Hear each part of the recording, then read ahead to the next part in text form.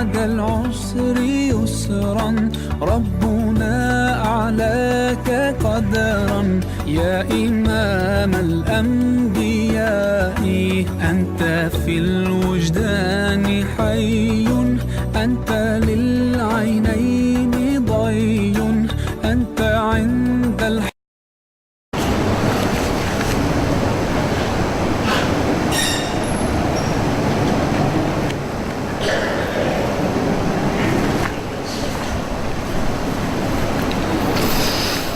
Assalamualaikum warahmatullahi. Alhamdulillah, wassalatu wassalamu ala rasulillah wa ala alihi wa sahbihi wa man tabi'ahu wa nasarahu wa walah. A'udzu billahi minasy syaithanir rajim. Ya ayyuhalladzina amanu kutiba alaikumus shiyam kama kutiba ala alladhina min qablikum la'allakum tattaqun. Firman Allah yang bermaksud, wahai orang-orang yang beriman, difardukan ke atas kamu kewajipan ibadah puasa sebagaimana telah kami fardukan kewajipan ini kepada orang-orang yang beriman sebelum daripada kamu. Semoga kamu akan beroleh taqwa. Surah Al-Baqarah ayat 183.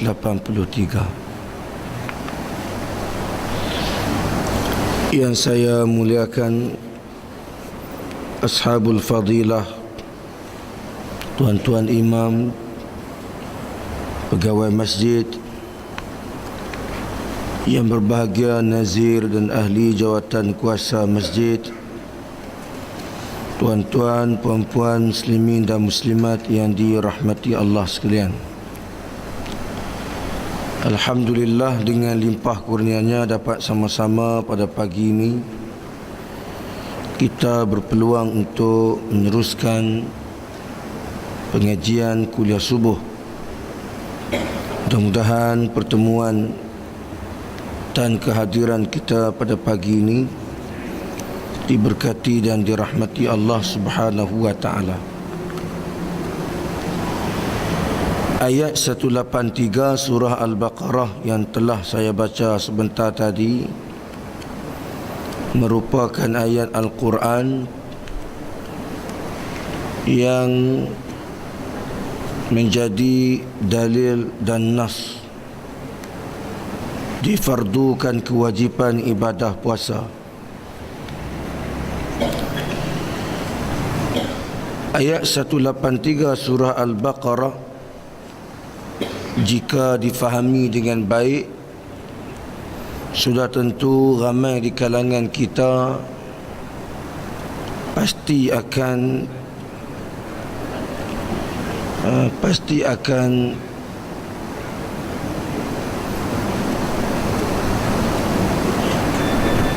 ada kesilapan dalam memahami ayat tersebut.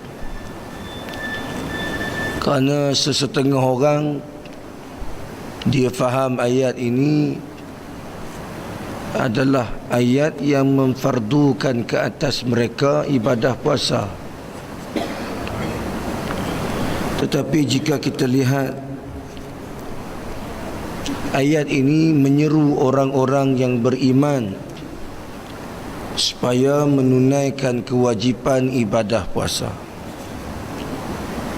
Artinya orang yang layak, kelompok golongan yang layak untuk menunaikan kewajipan ini adalah orang-orang yang berpuasa, adalah orang-orang yang beriman yang layak menunaikan ibadah puasa. Tapi kita tengok hadirin sekalian, orang yang tak beriman pun berpuasa juga. Orang fasik pun puasa juga, orang munafik pun puasa juga. Jadi bila mereka yang fasik, yang munafik berpuasa, mereka tak akan dapat kelebihan yang dijanjikan oleh Allah Subhanahu wa taala iaitu mereka akan tergolong di kalangan orang yang bertakwa. Kerana orang yang akan mendapat takwa adalah orang yang beriman. Kalau kita baca betul-betul ayat ini, takwa itu bukanlah ganjaran yang dijanjikan kepada orang yang berpuasa, tetapi takwa itu dijanjikan kepada orang yang beriman, yang menunaikan kewajipan ibadah puasa. Sebab ada orang puasa tapi dia tak beriman, jadi dia tak akan dapat jaminan dan janji ini. Kerana la'allakum itu bukan lam ta'kid. Lam di situ lam ta'lil, memberi maksud ganjaran yang dijanjikan kepada golongan yang diseru oleh Allah. Maka dalam ayat ini yang diseru oleh Allah adalah orang yang beriman. Allah tidak seru wahai orang-orang Islam, tetapi Allah hanya menyeru orang-orang yang beriman. Orang beriman yang menunaikan ibadah puasa, maka mereka akan dapat ganjaran takwa yang dijanjikan oleh Allah. Bagi mereka yang tidak beriman, yang masih ada sifat kemunafikan, sifat kefasikan, mereka juga berpuasa sebagaimana orang beriman, tetapi mereka tak akan dapat ganjaran yang dijanjikan oleh Allah Subhanahu wa ta'ala. Maka dengan sebab itu, bila tamatnya Ramadan, kita tak akan nampak generasi bertakwa yang terlahir daripada Ramadan Al-Mubarak, melainkan orang-orang yang beriman sahaja. Sebab tu ramai orang berpuasa tapi kita tak nampak perubahan setelah mana tamatnya Ramadan. Kita hanya nampak ramainya manusia menghidupkan Ramadan. Mereka hanya menjadi hamba kepada Ramadan, menghidupkan adat kelaziman pada bulan Ramadan. Orang salat tarawih, dia salat, padahal salat tarawih sunat saja. Sunat saja salat tarawih, tapi yang sunat itu diutamakan, yang fardu dibelakangkan. Yang dituntut salat berjemaah ni salat fardu, bukan salat tarawih. Tapi nampaknya bila tiba Ramadan, kita berlumba-lumba untuk bersalat tarawih berjemaah, sehingga pada bulan lain kita mengabaikan salat fardu berjemaah. Ini yang kita lihat ini yang kita nampak setelah tamatnya Ramadan. Pada bulan Ramadan kita sibuk membaca Al-Quran, kita bertadarus di bulan Ramadan, seolah-olah kewajipan tadarus itu hanya di bulan Ramadan, tidak pada bulan lain. Padahal Rasulullah juga pernah dan kerap kali membaca dan memperdengarkan bacaannya, dan mendengar bacaan para sahabat di luar Ramadan. Tapi kita hanya memilih Ramadan untuk bertadarus. Itu pun tak kena sunnah yang diajar oleh Nabi sallallahu alaihi wasallam. Sunnah yang diajar oleh Nabi bertadarus kebanyakannya tak betul. Kerana banyak orang bertadarus matlamat dia nak khatam Quran. Padahal bertadarus bukan maksud mesti khatam Quran. Bertadarus mesti memahami apa yang kita baca. Itu makna tadarrus. Darasa yudarisu tadarrusan, makna kita kena faham apa yang kita baca. Satu orang guru dia mengajar pelajar dia, dan dia kena ajar pelajar dia sampai pelajar dia faham apa yang dia ajar. Itu mudarris. Mudarris itu muallim, muallim itu murabbi. Dia kena ajar pelajar dia sampai dia faham. Bukan setakat ajar cukup boleh dapat gaji sampai pelajar tak faham. Itu mudarris. Jadi bila kita baca Quran, bertadarus Quran, sasaran kita bukan nak khatam 2-3 kali pada bulan Ramadan. Sasaran kita nak kena faham apa yang kita baca. Berapa ramai yang bila bertadarus faham makna yang dia baca? Pasal semua orang bertadarus tak tengok terjemahan Quran. Yang dia tengok berapa ayat malam ni yang boleh kita baca. Kalau dalam satu halaqah tadarus ada 10 orang, satu orang 10 ayat. Selesai 10 ayat dibaca oleh satu orang, sambung pula orang yang kedua 10 ayat pula. Kita tak tengok terjemahan Quran. Jadi tak ada maknanya tadarus kita. Tadarus kita hanya sekadar melengkapkan kelaziman adat pada bulan Ramadan. Tak ada apa faedah. Tak ada faedah. Kalau tidak menghidupkan sunnah Nabi sallallahu alaihi wasallam, membaca Al-Quran dan memahami kandungan yang dibaca, itu tadarus. Jadi kita nak kena ubah tahun ni. Tak khatam pun tak apa. Tak ada habis pun tak apa. Kita baca 5 ayat satu halaqah 5 orang. Satu orang baca 5 ayat. Kemudian dia baca terjemahan.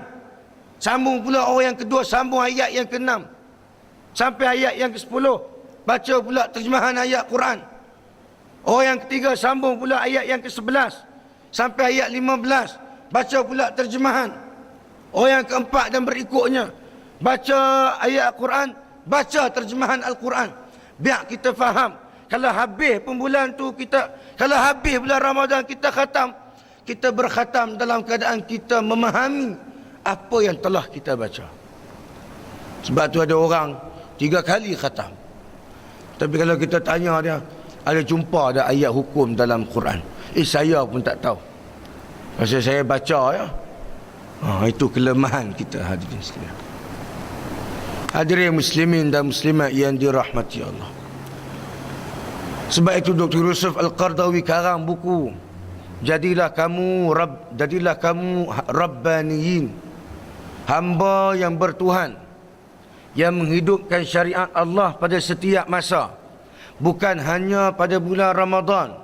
Jangan jadi Ramadaniyin, hamba pada Ramadan, menghidupkan Ramadan, mengutamakan amalan sunat di bulan Ramadan, mengabaikan kewajipan yang fardu. Orang Syiah dia tak semayang tarawih. Orang Syiah tak salat tarawih. Kalau dia salat tarawih juga, itu dia bertaqiyah pasal dia nak makan moreh. Ataupun dia nak dengar tazkirah. Itu. Dia tak ada salat tarawih. Lagi teruk. Kita sepatutnya mengutamakan yang fardu dan melengkapkan salat kita dengan salat sunat, terutama pada bulan Ramadan salat tarawih.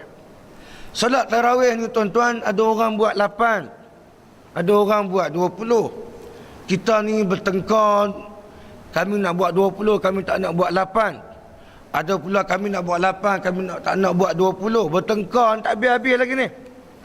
Sudahlah, nak buat 8 buat, nak buat 20 buat. Dan buat tu kena elok-elok, sempurna. Dan lebih baik lagi kalau ada tazkirah. Lebih baik lagi. Sebab tu kita selalu tekankan, kita tak setuju kalau tazkirah tu dibuat sebelum 8 rakaat. Mesti dibuat selepas 8 rakaat. Pasal minima tarawih 8 rakaat, maksima 20 rakaat atau lebih dari itu. Kita bukan umat tu, kita bukan umat lebih dari itu. 8 rakaat pun tak larat dah. Tambah 20. Duduk okey lagi lah. Nak je. Tu. Jadi kita buat tazkirah. Tak boleh buat antara 4 rakaat, tak boleh. Ini ada asar yang melarang, mengganggu solat tarawih, tak boleh. Selepas 8 rakaat, sini buat berapa rakaat? 8. 20. Ada tazkirah tak ada? Ada juga.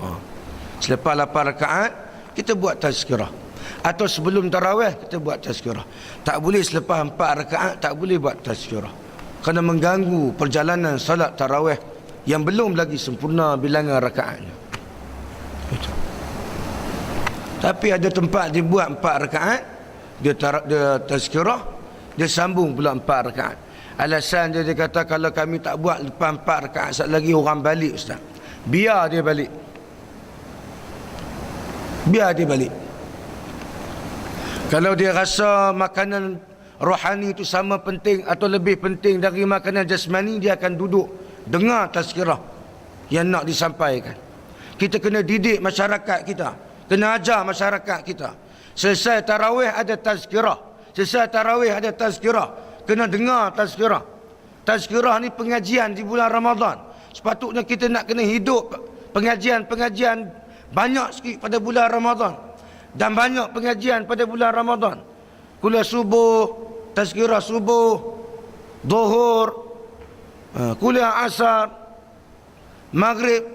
Ada masjid buat kuliah maghrib bulan Ramadan. Ada masjid tak buat langsung kuliah, cuti kuliah, tarawih saja. Ini tak betul. Hidupkan sunnah seperti biasa di bulan Ramadan. Orang nak dengar tak dengar tu dia punya hal. Orang nak balik. Tapi kalau dia rasa pentingnya kewajipan mendengar tazkirah, dia akan duduk. Pasal ini sunnah, dia akan duduk, dan dia akan dengar. Dan tak semestinya orang yang balik tak dengar tarawih tu, tak semestinya orang tu dia tak suka pada kebenaran. Tak semestinya. Mungkin dia balik sebab dia ada hal, mungkin dia balik sebab senak perut, kita tak tahu. Jadi kita ajar masyarakat kita, selepas tarawih ada tazkirah, dengar, duduk dengar tazkirah dulu. Hadirin muslimin dan muslimat yang dirahmati Allah. Jadi ayat yang saya baca dalam surah Al-Baqarah ini juga ayat yang menegaskan bahawa kewajipan ibadah puasa akan memberi kesan kepada orang yang beriman sahaja. Karena Allah Ta'ala hanya menjanjikan takwa itu kepada orang yang beriman, bukan kepada orang yang berpuasa. Karena orang beriman pasti dia akan tunaikan kewajipan ibadah puasa, tetapi belum tentu orang yang berpuasa itu menunaikan kewajipan yang diperintahkan oleh Allah Subhanahu wa Ta'ala. Kerana ada orang puasa tapi dia masih mendedahkan aurat. Kerana ada orang puasa tapi dia masih meninggalkan solat fardu 5 waktu. Kerana ada orang yang berpuasa tapi dia masih lagi mengabaikan kewajipannya sebagai hamba Allah. Ada orang yang berpuasa masih lagi melakukan perkara yang dilarang oleh Allah. Bulan puasa baru nak pakai tudung, bulan puasa baru nak itu nak ini. Perubahan tu takkan kekal. Kerana perubahan itu bukan pada bulan Ramadan. Bulan Ramadan ni bulan tarbiyah. Bulan Ramadan ni bulan untuk mempertingkatkan pendidikan kepada orang yang beriman, melipat gandakan lagi kebaikan ke atas orang yang beriman, memperelokkan lagi ibadah orang-orang yang beriman. Dia bukan pemula kepada kehidupan di bulan Ramadan. Sebab tu kita tengok kalau orang-orang kampung sebelum dia nak pergi Mekah, dia lebay dulu. Dia pergi masjid dulu. Orang panggil lebay dia. Dia pergi masjid dulu, solat berjemaah, dia perbetulkan ibadah dia, keluarga dia, betul tak? Kemudian dia pergi Mekah. Dia balik dari Mekah, dia teruskan perubahan itu, bahkan berlipat kali ganda lagi amalan dia setelah pulang dari Mekah menunaikan haji. Jadi kita pun tak kekok nak panggil dia haji, pasal sebelum dia pergi Mekah, dia dah lebay dah, dia dah berubah dah, dia dah jadi baik dah. Ini setengah orang dia tak baik, huduh perangai. Dulu, kini dan selamanya perangai huduh. Pergi Mekah, harapannya balik Mekah nak berubah. Tak berubah, hadirin sekalian. Berubah dari sudut pakaian saja. Berubah mungkin dari sudut pakaian, banyak aksesori, kesalehan tu saja. Tapi dari segi fikrah, amalan, tindak tanduk, tak ada perubahan. Tak ada perubahan.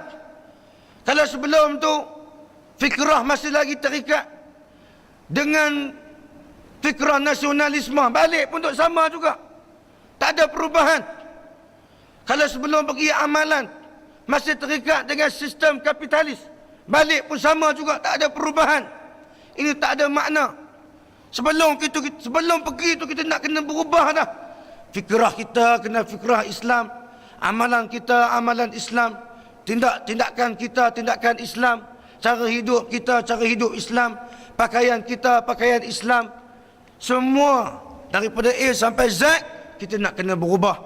Bila kita pergi Mekah, kita tunai kewajipan ibadah fardu tersebut, kita balik, kita boleh kekalkan perubahan itu seperti mana biasa. Bahkan kita boleh pertambahkan lagi, perhebatkan lagi akhlak kita, amalan kita dan sebagainya. Sebab tu tak ramai orang dapat haji mabrur pergi Mekah. Ada orang kata, alhamdulillah Ustaz, dia balik Mekah dah rajin datang masjid. Itu bukan tanda haji mabrur. Bukan. Orang balik Mekah kerap datang masjid, itu bukan tanda haji mabrur. Tanda haji mabrur kena ada perubahan pada setiap amalannya, tindakannya, tutur katanya, ucapannya, perjuangannya, kena ada perubahan. Kalau tak ada, itu bukan mabrur, itu bukan haji mabrur, itu haji namoto. Tu haji atromentaro. Tu bukan haji mabrur tu. Orang kata haji mabrur. Tu haji namoto je, tak dapat haji mabrur. Jadi sebab itu hadirin sekalian, bila kita nak sambut Ramadan, kita kena berubah jadi manusia yang beriman.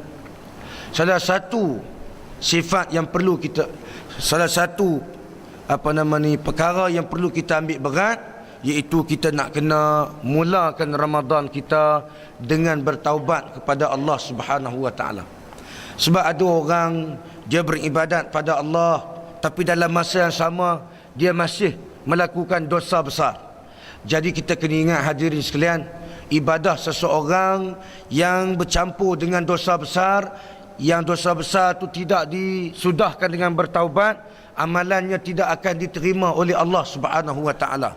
Walaupun kita baca pada mata kasar kita ibadah dia sempurna Ustaz, sah Ustaz. Ya, memang ibadah seorang tu sah kalau dia ikut syarat peraturan ketika melaksanakan kewajipan ibadah tu. Tetapi ibadah seseorang itu tidak akan diterima oleh Allah, tak ada ganjaran pahala dan takkan memberi kesan pada kehidupan dia apabila dia tidak bertaubat di atas dosa besar yang dilakukan. Ada orang kata ustaz-ustaz ni dia tahu mana seseorang ibadah seseorang tu diterima atau tidak. Itu kena mengaji, kena belajar, baru kita tahu. Kita bukan ada hak, kita bukan berhak untuk nak kata seseorang tu ibadah dia diterima atau tidak. Yang ada hak dan berhak hanya Allah Ta'ala dan Nabi Muhammad sallallahu alaihi wasallam. Banyak keterangan nas yang menunjukkan Allah Ta'ala tidak akan terima, bahkan ibadah dia tak akan memberi kesan pada kehidupannya kalau dia tidak bertaubat di atas dosa besar yang dilakukan, atau dia bercampur antara amalan baik dengan dosa besar. Ini berbahaya sekali. Tengah orang dia buat tak apa saja. Ini tak boleh. Nabi bersabda dalam hadis yang diriwayatkan oleh Imam Muslim,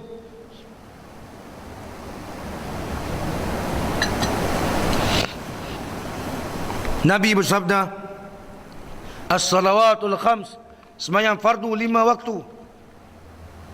Sembahyang fardu 5 waktu. Sembahyang fardu bukan 3 waktu.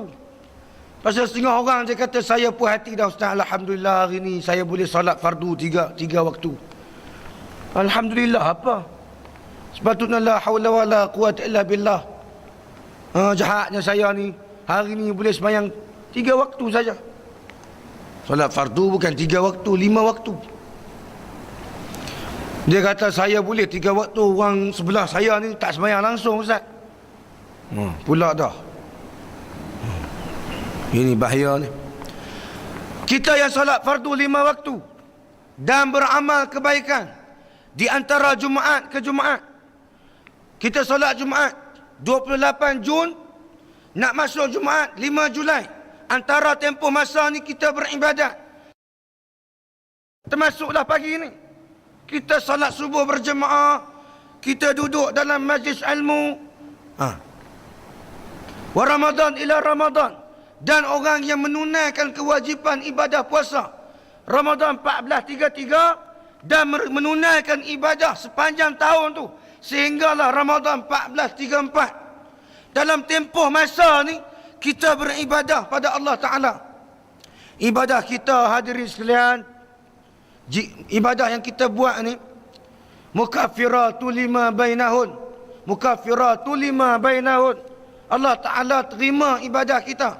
Allah Ta'ala hapuskan dosa kita dengan syarat iza ala syartin iza ijtanibatil kabair, jika kamu meninggalkan dosa besar. Jika kita tak tinggal dosa besar, ibadah kita Allah tak terima. Ibadah kita sia-sia. Ibadah kita tak menjadi sebab dosa kita diampun oleh Allah. 63 tahun beribadah tapi masih bercampur dengan dosa besar. Ibadah kita sia-sia, hadirin sekalian. Sebab tu tak nampak perubahan pada hidup kita. Dan kita tak rasa nikmat beribadah. Dan kita tak rasa jaminan beribadah setelah kita beribadah. Karena ibadah kita tak diterima oleh Allah. Tak ada ganjaran di sisi Allah. Allah tak hapus dosa-dosa kita. Pasal ibadah kita bercampur dengan dosa besar. Kita beribadah pada masa yang sama kita dedahkan aurat. Kita beribadah pada masa yang sama kita mengabaikan peranan kita sebagai ibu dan ayah dalam keluarga kita. Kita beribadah dalam masa yang sama kita gagal menunaikan peranan yang terbaik seorang anak kepada ibu dan ayah. Kita beribadah dalam masa yang sama kita masih lagi meninggalkan perjuangan Islam. Kita gagal untuk menyokong perjuangan Islam. Kita mempersenda perjuangan Islam.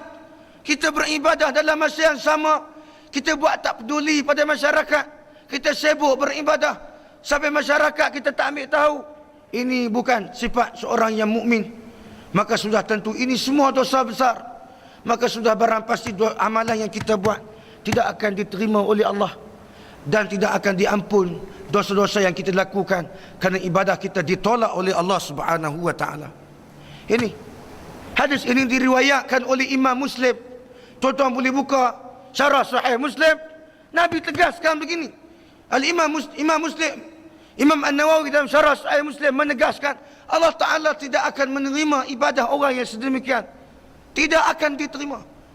Dan dia tak akan dapat kesan di sebalik ibadah tersebut. Dan dosanya tidak akan diampun oleh Allah Subhanahu wa Ta'ala. Allah Subhanahu wa Ta'ala berfirman di dalam surah An-Nisa ayat 31, in tajtanibu kaba'ira ma tunhauna an. Jika sekiranya kamu menjauhkan diri kamu dari dosa besar yang dilarang oleh Allah kamu melakukannya. Dosa besar ini satu perkara yang dilarang oleh Allah, tak boleh buat. Tajtanibu makna dia tabta'idu, kena jauhkan diri. Kalau kita dah buat, kita kena tinggal dosa besar tu. Kalau kita belum buat, kita kena jauhkan diri dari dosa besar. Tak boleh ada terdetik dalam diri kita, dalam hati kita, dalam otak kita. Satu masa nanti kalau ada peluang aku nak buat dosa besar. Ini tak boleh. Dosa besar wajib tinggal. Bagi orang yang tinggal dosa besar, Allah Ta'ala janji, nukaffir ankum sayyiatikum. Allah Ta'ala akan hapuskan dosa dia. Perkataan yang sama diguna oleh Allah, nukaffir. Sebagaimana Nabi menggunakan perkataan mukaffir, yakni amalan seseorang akan diterima oleh Allah Subhanahu wa Ta'ala.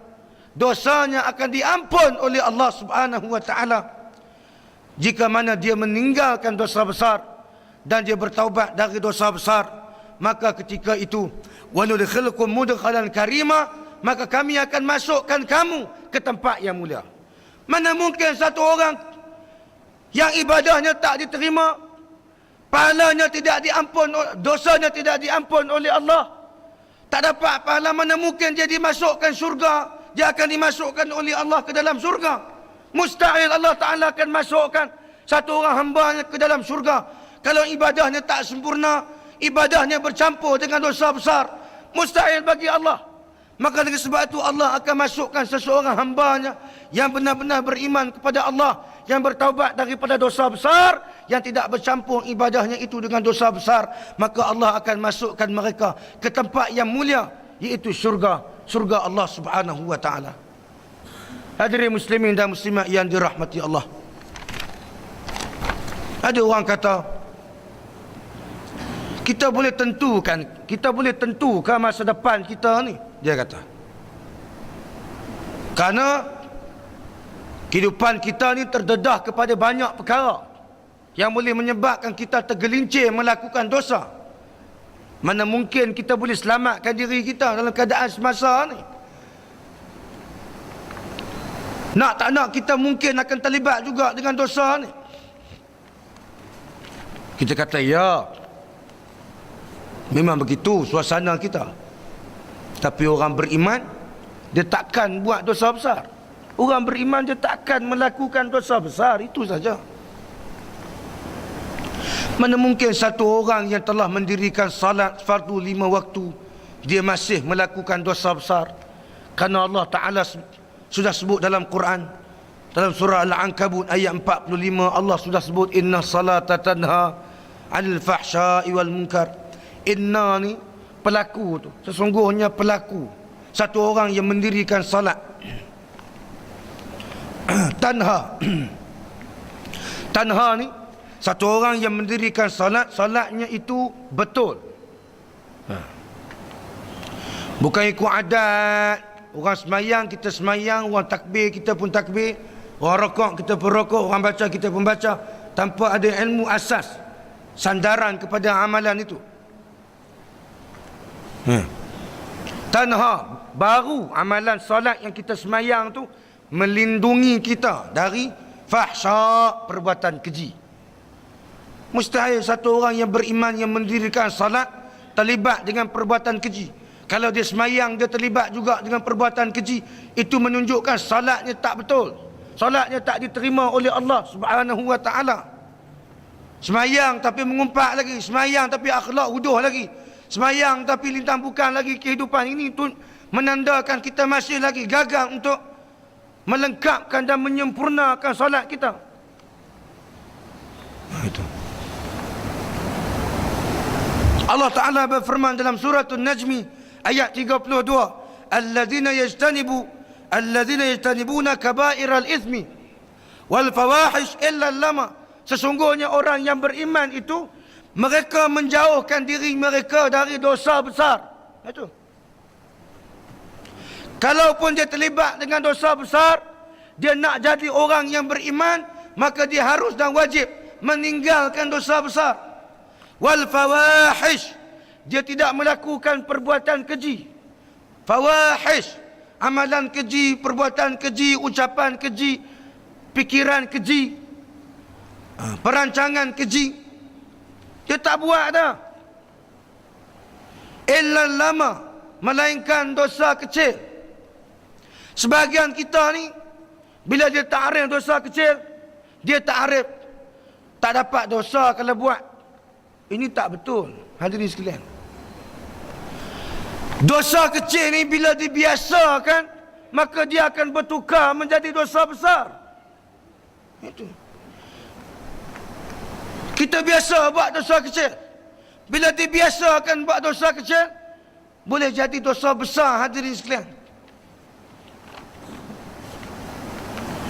Jadi orang yang bertaubat dari dosa besar, dia dah buat dosa besar, dia nak jadi orang beriman, dia nak ubah cara hidup dia, cara berpakaian, cara berfikir, cara amalan. Dia bertaubat dari dosa besar, dia tak buat dah amalan keji, maka Allah Ta'ala pelihara dia. Inna rabbaka wasi'ul maghfirah, sesungguhnya Tuhan kamu amat luas pengampunannya ke atas orang yang sudah menyesal, meninggal segala dosa besar yang telah dilakukan. Itu. Apa dosa besar ni, hadirin sekalian? Banyak. Pagi ni kita nak ambil 5 saja. Nanti kuliah Zuhur ni kita sambung lagi, insya-Allah. Kita ada kuliah Zuhur. Bulan Ramadan ni kita ada kuliah Zuhur, insya-Allah. Nanti kita sambung lagi yang ke-6 sampai yang berikutnya. Yang pertama, melakukan perbuatan syirik. Kadang-kadang ustaz kita ni bila dia kata yusyrik billah, dia kata menyengutukan Allah. Tak betul tu. Melakukan perbuatan syirik ini nombor satu. Antara amalan yang dikatakan syirik, yang pertama, menyengutukan Allah, menduakan Allah. Itu. Dan banyak lagi. Mempercayai cakap bomoh, syirik. Dia tak pergi jumpa bomoh, tapi dia percaya. Contoh dia kata, saya tak pergi jumpa bomoh, tapi cakap bomoh tu saya boleh percaya juga pasal banyak benda yang betul. Dia kata. Itu syirik. Khurafat juga syirik. Macam Dr. Yusuf Al-Qardawi menyebut dalam Fiqhud Daulah, memisahkan agama dengan politik pun syirik. Agama suku, politik suku, syirik. Benda yang sama ditegaskan oleh Imam Ibn Taymiyah dalam Siasah Syar'iyah.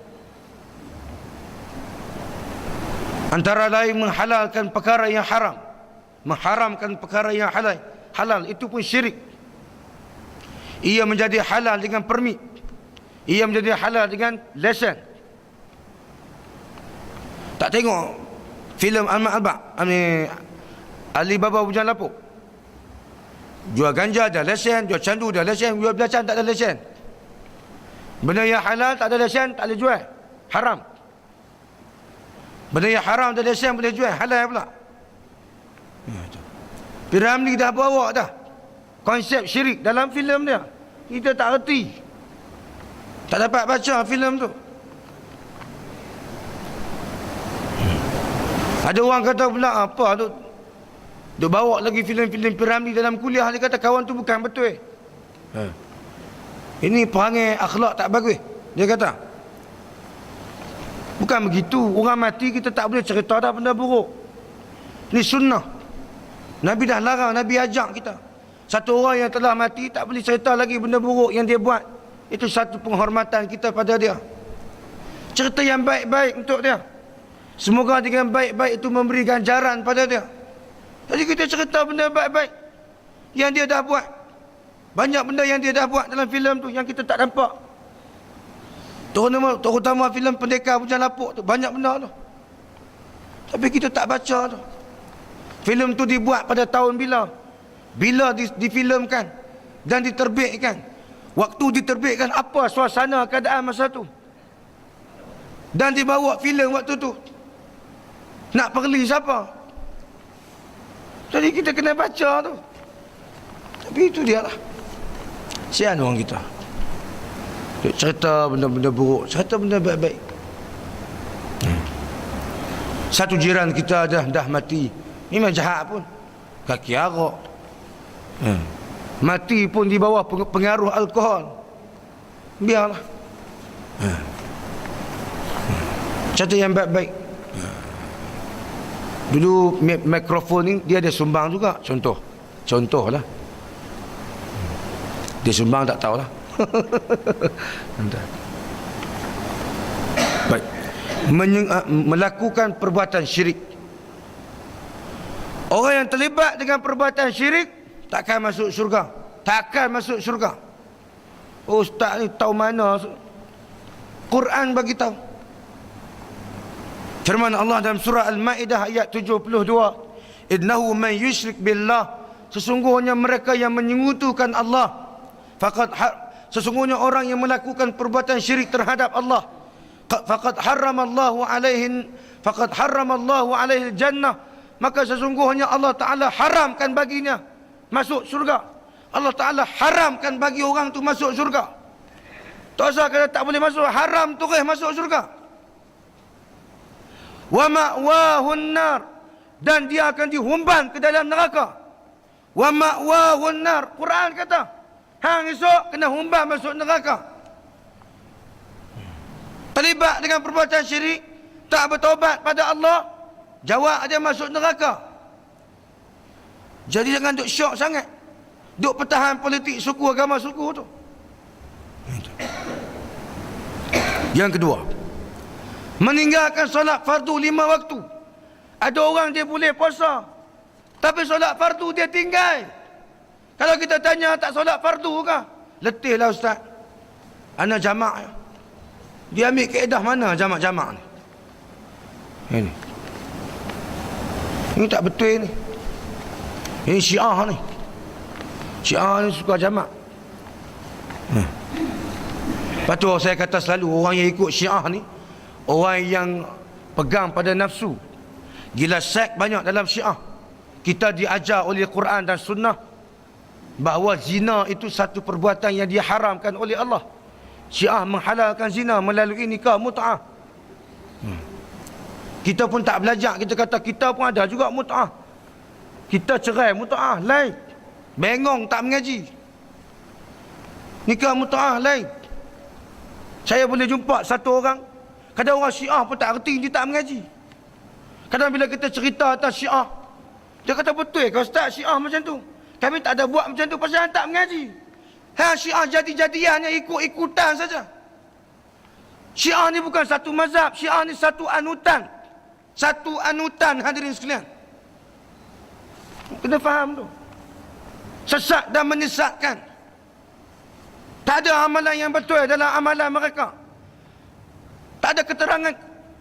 Kitab mereka pun mereka tolak. Saya ambil contoh. Radio Selangor, awal bulan Jun. Satu orang ustaz ni bila ditanya oleh seorang pemanggil, ustaz, bagaimana, apa pandangan ustaz orang yang solat sujud di atas ketul batu ni, sujud atas ketul batu ni? Ustaz tu jawab, itu satu penghormatan pada si mati. Apa jawapan ni? Ini jawapan Syiah. Sepatutnya ustaz tu dia kena jawab, ini amalan Syiah. Dan dia kena jawab, amalan ni tak diajar oleh Nabi SAW di dalam salat. Dan perkara yang sama ditegaskan oleh imam dia, Abu Ja'far, dalam Nahjul Balaghah, menjelaskan salat di atas ketul batu ni bid'ah, tak diajar oleh Nabi SAW. Tutup guru dia Abu Ja'far. Nahjul Balaghah ni bukan kitab Ahlussunnah, kitab Syiah. Dia tak pakai. Wah, Syiah bukan tahu ni, dia kan mengaji.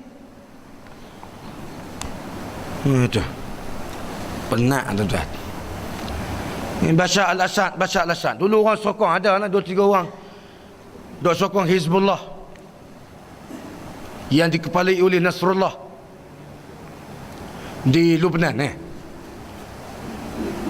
Ni Syiah. Sekarang ni Bashar al-Assad bunuh rakyat dia di Syria. Mana-mana yang tak sembah dia, tak mengaku dia sebagai Tuhan. Kerana dalam mazhab Syiah, dalam Syiah ni kita boleh jelmakan Tuhan melalui tubuh badan seseorang. Maka Bashar al-Assad menjelmakan diri dia sebagai Tuhan. Rakyat kena mengaku dia sebagai Tuhan. Rakyat tak mengaku sebagai Tuhan, maknanya dia bukan Syiah. Mereka ni dibunuh. Hasan Nasrullah menyokong tindakan Bashar al-Assad. Hantar tentera. Iran sokong Bashar al-Assad. Hantar tentera. Sediakan kelengkapan ketenteraan. Hantar ke Suria. Tak buka ruang untuk rakyat Syria selamatkan diri melalui persempadanan dia. Kenapa? Kerana Bashar al-Assad Syiah. Sebagaimana dia satu anutan. Hadirin sekalian, kena faham tu. Kalau ada orang kata kami tak macam Syiah Bashar al-Assad, kami Syiah Malaysia. Syiah satu anutan, bukan beza mazhab. Tak perhati mai jumpa saya. Mari kita sembang sikit. Kitab dia, kitab hadis dia tak pakai. Kitab hadis dia tak pakai. Dia tak pakai Sahih Bukhari Muslim, dia pakai kitab hadis dia. Al-Kulani atau Al-Kailani. Dia tak pakai. Banyak hadis tu semua tak kena apa dia buat. Saya duduk Pakistan lama, hadirin sekalian. Tengok boleh tahu sebiji perangai puak-puak ni. Dan kalau saya perhati, ada di kalangan kita ni, hari Jumaat biasa nampak. Cara bersalaman pun kita tahu dah, ni Syiah ni. Dia ada cara bersalaman dia. Orang Syiah kalau salam, dia mesti kucuk dahi. Ini orang Syiah. Dia peluk, dia kucuk dahi, dan dia kucuk pipi.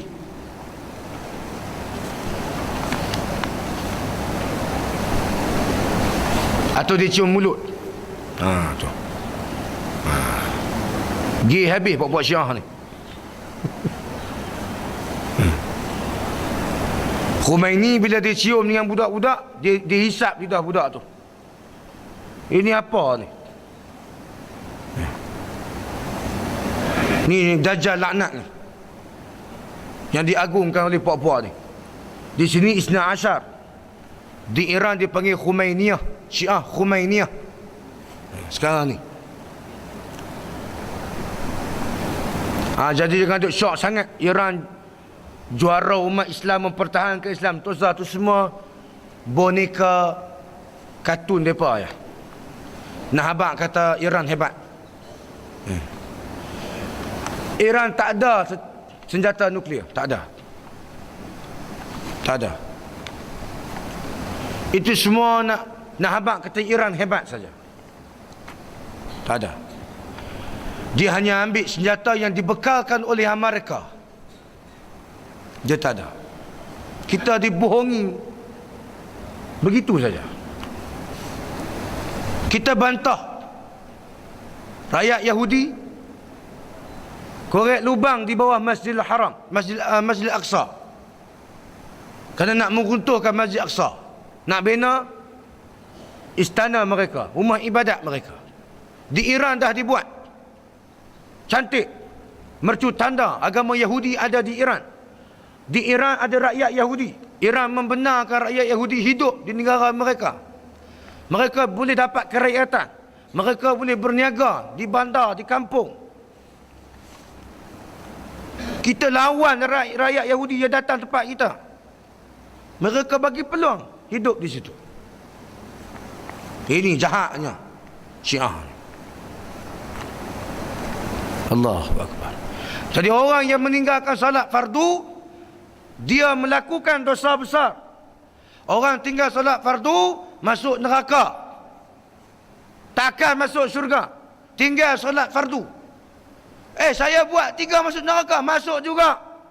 Ni dalil dia surah Al-Mudassir ayat 42, 43 sampai 48. Tuan-tuan balik baca. Allah kata, ma salakakum fi saqar. Ditanya pada penghuni neraka ni, pasal apa hampa masuk neraka sakar ni? Mereka jawab, qalu lam naku minal musallin. Dia jawab lam situ, mana kami semayang juga.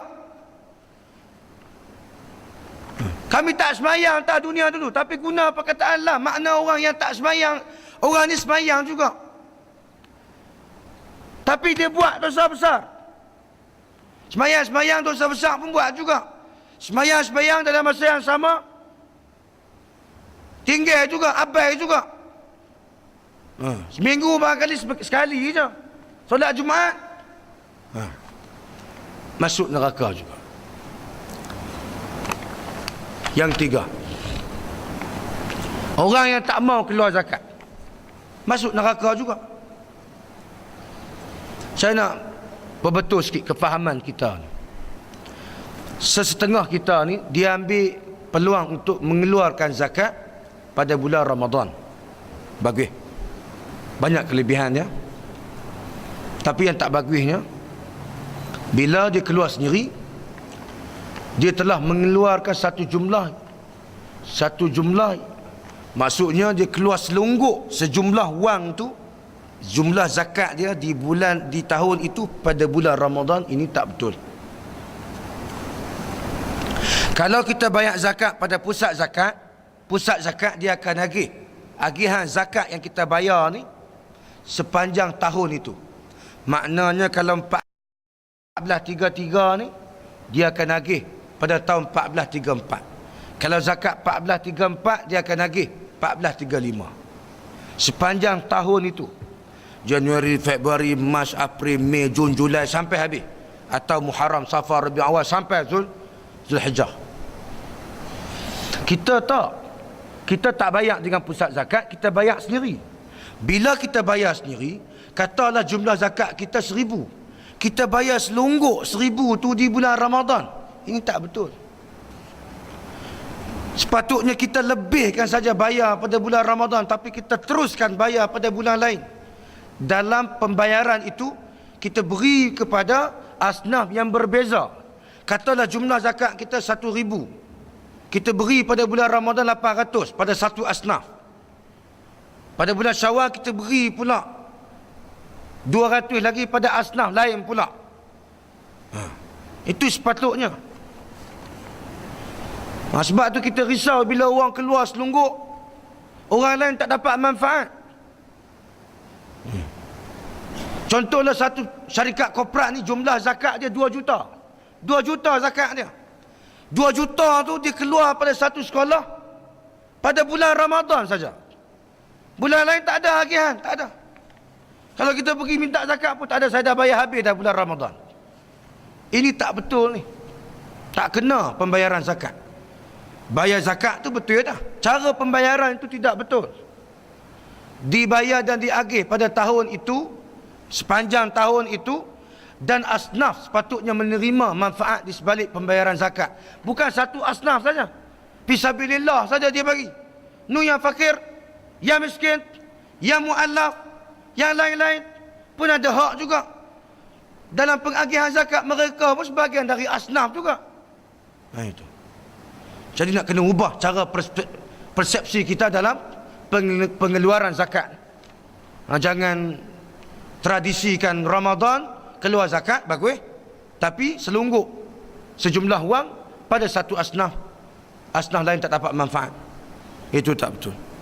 Tapi bagi orang yang tak keluar zakat, Allah Ta'ala akan humban dia masuk dalam neraka. Dalam hadis yang diriwayatkan oleh Imam Ibn Khuzaimah dan Imam Ibn Hibban, hadis yang sahih, Nabi bersabda, awalu salasatin yadkhuluna an-nar, 3 golongan yang menjadi keutamaan dimasukkan ke dalam neraka. Masuk neraka terus. Pertama, amirul musallit, satu orang pemimpin atau kerajaan yang kejam. Wa zu sarwatin min malin la yuaddi haqqallahi ma'i ta'ala min mali, satu orang yang ada harta banyak tapi dia tak keluarkan zakat dari harta dia. Dan yang tiwa fakirun fakhur, satu orang yang miskin, yang fakir tapi sombong. Sombong dengan agama ni. Banyak alasan dengan agama ni. Solat fardu pun tak ada masa. Nak berjemaah pun tak ada masa. Nak mengimarah masjid pun tak berpeluang. Banyak alasan. Padahal kerja 85 je pun. Gaji sebulan 1,000, 2,000, 3,000 je pun. Tak ada masa juga nak solat berjemaah. Nak hidupkan masjid dengan program-program kebaikan. Padahal orang yang hidup mewah lebih dari kita pun ada masa juga. Saya pernah jumpa tuan-tuan, satu orang COO sebuah syarikat besar ni. Bukan CEO, COO. Sebuah syarikat besar, gaji dia sebulan 41,000 hadirin sekalian. Gaji 1 bulan. CEO lebih lagi lah. Tapi solat jemaah duduk sah depan maghrib isyak, boleh balik macam orang biasa. Kalau jam-jam lah, kalau awal boleh lah. Kalau jam pun datang juga solat isyak berjemaah. Kuliah pun tak pernah miss. Kalaupun tidak di awal waktu permulaan kuliah, tapi masuk juga kuliah. Walaupun di hujung waktu kuliah, datang juga. Tapi kita ni kadang-kadang gaji baru, Allah, 2-3 ribu.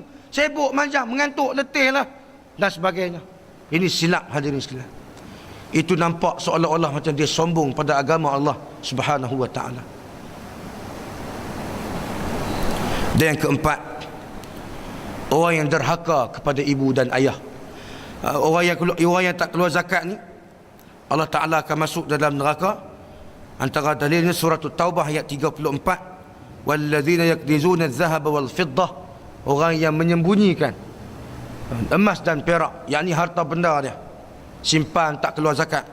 Wala yunfiqunaha fi sabilillah, dia tak keluarkan infak yakni zakat, sejumlah daripada harta dia di jalan Allah. Fabashshirhum bi'adzabin alim, tolong ingatkan mereka bahawa mereka akan dimasuk ke dalam neraka dan akan diseksa dengan azab yang pedih. Yang keempat, derhaka pada ibu dan ayah. Ini dosa besar. Orang yang derhaka pada ibu dan ayah takkan masuk syurga. Tidak akan masuk syurga. La yadkhulul jannata aqun. Takkan masuk syurga satu orang yang derhaka pada ibu dan ayah dia. Aqun ni satu amalan yang menyebabkan mak ayah kita terasa hati. Jadi kita sebagai anak, kita tahu mana mak ayah kita terasa hati. Nampak pada wajah dia biasa saja, ceria saja. Tapi ada sesuatu yang menyebabkan dia sudah terasa hati dengan amalan kita. Maka dengan sebab itu Allah, Nabi mengajar kita, seorang anak kena setiap masa minta maaf pada ibu dan ayah dia. Kalau kita balik kampung, kita balik tu kita minta maaf dah. Kita nak balik semula ke rumah kita minta maaf lagi. Kerana kita risau ada benda-benda yang kita buat yang memang menyebabkan dia terasa. Hak yang zahir memang dia terasa betul, kasak, tinggi suara, itu memang dah jelas derhaka. Wala tanharhuma, jangan jerakah mereka, jangan tengking mereka. Tak boleh. Itu memang jelas. Memang jelas dosa besar. Wala mannan, ungkit. Dia beri apa dia ungkit. Bagi derma dia ungkit. Sumbang apa dia ungkit. Takkan masuk surga orang yang suka ungkit ni. Wala mudmin khamar, orang yang terlibat dengan arak. Suka minum arak, suka minum arak. Suka pada pemerintah yang menghalalkan arak, meluluskan permi arak, premis jualan arak. Itu hadis sahih diriwayatkan oleh Imam Bukhari dan Muslim. Dan yang kelima, yang terakhir, memutuskan hubungan silaturahim. Ini takkan masuk syurga. Fahal asaitum, adakah kamu sangka kamu sudah ada kuasa, kamu sudah ada harta yang banyak, lalu kamu boleh buat apa saja yang kamu suka, sampai ke satu tahap in tawallaitum an tufsidu fil ard, sampai kamu boleh buat apa saja yang kamu suka, kamu nak musnahkan, kamu nak rosakkan muka bumi ni. Wa tuqati'u arhamakum, kamu nak putuskan tali kekeluargaan kamu. Waktu senang semua adik-beradik, waktu susah putuskan hubungan kekeluargaan. Lupa habis dah adik kau abang, pasal dia dah senang, lupa daratan. Maka Allah Ta'ala sebut, ulaika alladhina la'anahumullah, mereka lah yang akan dilaknat oleh Allah. Fa asammahum, telinga mereka akan ditulikan oleh Allah. Wa a'ma absarahum, mata mereka akan dibutakan oleh Allah. Mereka tidak akan dimasukkan Allah ke dalam syurga. Hadirin sekalian, Nabi sebut la yadkhuluna jannata qati'ur rahim, takkan masuk syurga satu orang yang telah memutuskan hubungan kekeluargaan. Maka dengan sebab itu sebelum Ramadan ni, kita sepatutnya dah memudayakan amalan bermaaf-maafan di antara satu dengan yang lain. Bukan tunggu satu Syawal baru nak bermaaf-maafan. Kerana Nabi sebut dalam hadis yang diriwayatkan oleh Imam Muslim dan Imam Bukhari dan yang lain-lain, sesungguhnya orang yang bertelingkah, bergaduh dan bermusuh itu, yang bermaksud sesungguhnya orang yang bertelingkah, bergaduh dan bermusuh itu tidak akan merasai nikmat Lailatul Qadar, sehingga mereka itu illa yastaliha, sehingga mereka itu berdamai, berbaik-baik semula. Jadi maknanya bila kita berqiyamul lail, bertahajud di bulan Ramadan, kita takkan dapat kelebihan Lailatul Qadar jika kita masih bermusuh, bertelingkah dan bergaduh. Jadi kita hendaklah bermaaf-maafan sesama kita, tak ada lagi permusuhan antara kita. Berbeza politik, berbeza parti politik itu bukan bermusuh, itu hak masing-masing. Berbeza ideologi itu bukan berpecah, itu hak masing-masing. Tetapi sampai ke satu tahap kita menempati hadis Nabi, bermusuh sampai ke satu tahap tak tegur antara satu dengan yang lain, tak bersembang antara satu dengan yang lain. Ini dikira sebagai memutuskan silaturahim. Jadi tak patut kita buat begitu. Berbeza politik tak bermaksud kita harus memutuskan silaturahim. Berbeza fahaman ideologi tak bermakna kita wajar menjauhkan kehidupan kita dengan mereka. Itu tak betul, hadirin sekalian. Jadi insya-Allah mudah-mudahan bila kita meninggalkan dosa besar, Bukan sahaja puasa kita akan diterima oleh Allah, bahkan segala amal ibadah kita akan diterima oleh Allah. Segala keterangan penjelasan yang kita berikan pada pagi ini sudah jelas dan cukup untuk menjelaskan kepada kita dan memperbetulkan fahaman kita bahawa takwa itu tidak dijanjikan kepada orang yang berpuasa, tetapi takwa itu dijanjikan kepada orang yang beriman, yang menunaikan ibadah puasa. InsyaAllah mudah-mudahan ibadah puasa yang kita tunaikan pada kali ini, pada tahun ini 1434, diredai, diterima oleh Allah, kita dapat ganjaran di sisi Allah, dosa kita diampun oleh Allah Subhanahu wa taala, dan tidak sebagaimana tahun-tahun sebelumnya sekadar menghidupkan adat kelaziman bulanan pada bulan Ramadan semata-mata. Beribadahlah kerana Allah, perbaikilah ibadah kita di bulan Ramadan, perelokkanlah amalan kita pada bulan Ramadan, perbetulkanlah mana-mana kesilapan, mana-mana amalan yang tersilap dan tersalah. Mudah-mudahan insya-Allah Allah Taala beri kebaikan kepada kita, dan mudah-mudahan Allah Taala kekalkan kebaikan itu setelah mana tamatnya Ramadan insya-Allah. Aku qauli hadza wa astaghfirullah. Ada soalan nak tanya sebelum kita nak tangguh? Soalan ke? Tak puas hati ke? Ada nak tanya?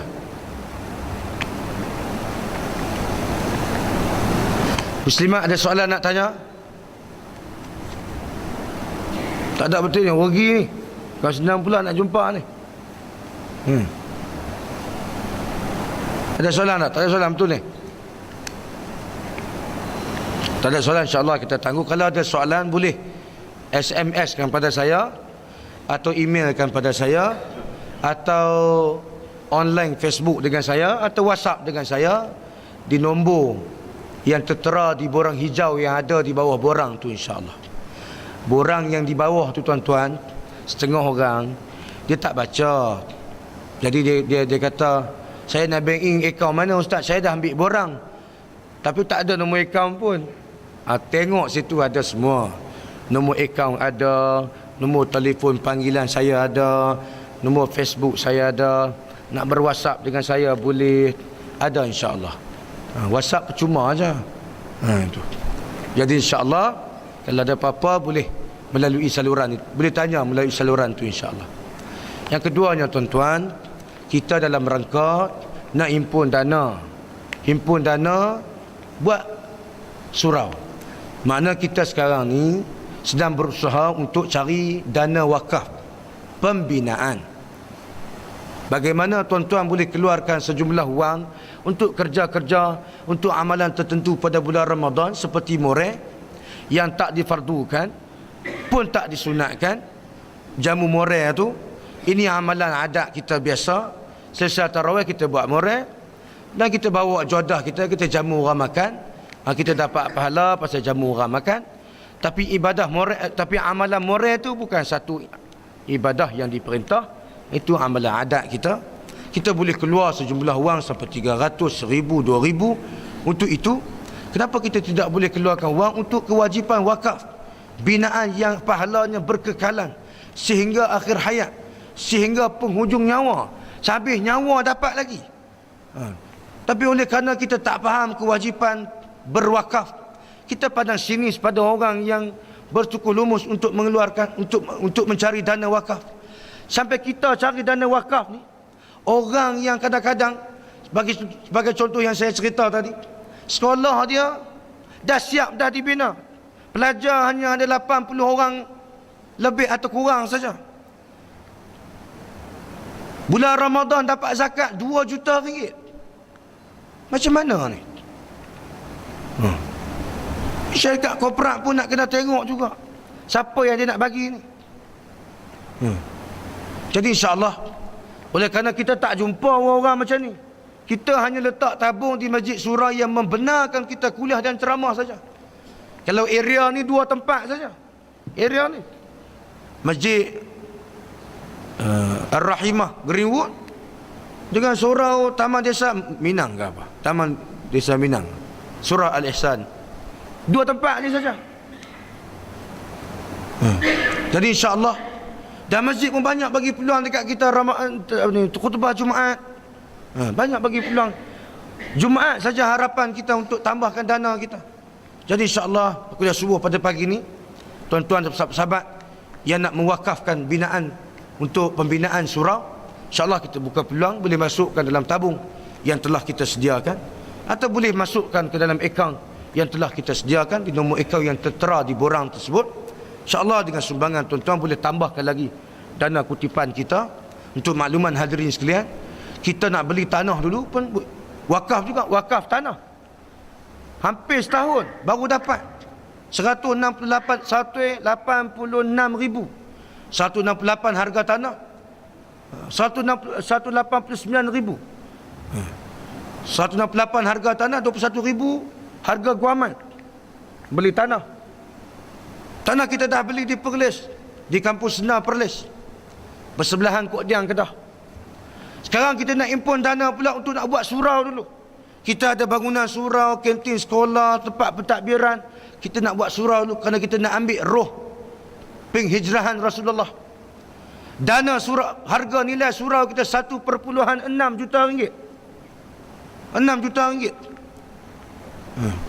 Kita mula fasa 2 ni pada 5 hari bulan 1 2012. Sampai sekarang dah terkumpul RM223,000. Jadi insya-Allah mudah-mudahan RM223,000 ni akan bertambah pada hari ini insya-Allah. InsyaAllah kita bagi peluang pada tuan-tuan untuk menyumbang. Kalau tak bawa duit boleh balik ambil, InsyaAllah, kan jauh pun. Atau boleh bank in. InsyaAllah kita balik beredar dari surau, dari masjid ni jam 8.30. Selesai duha nanti kita balik insyaAllah. 8.30 kita beredar dari surau. Nak jumpa kita, nak tanya ke apa, boleh insyaAllah. Jadi terima kasih sekali lagi. Terima kasih pada sumbangan tuan-tuan. Terima kasih sekali lagi pada pihak surau, pada pihak masjid. InsyaAllah kita jumpa lagi pada bulan Ramadan Al-Mubarak untuk sesi kuliah zuhur. Aqulu qawli hadza wa astaghfirullahal azim li wa lakum. Assalamualaikum warahmatullahi. Subhanakallahumma wa bihamdika asyhadu an la ilaha illa anta astaghfiruka wa atubu ilaik. Bismillahirrahmanirrahim. Wal 'asri innal insana lafi khusr illa alladhina amanu wa 'amilus salihat wa tawasaw bil haqq wa tawasaw bis sabr. Wa sallallahu ala nabiyyina Muhammadin wa ala alihi wa sahbihi wa sallam. Assalamualaikum warahmatullahi.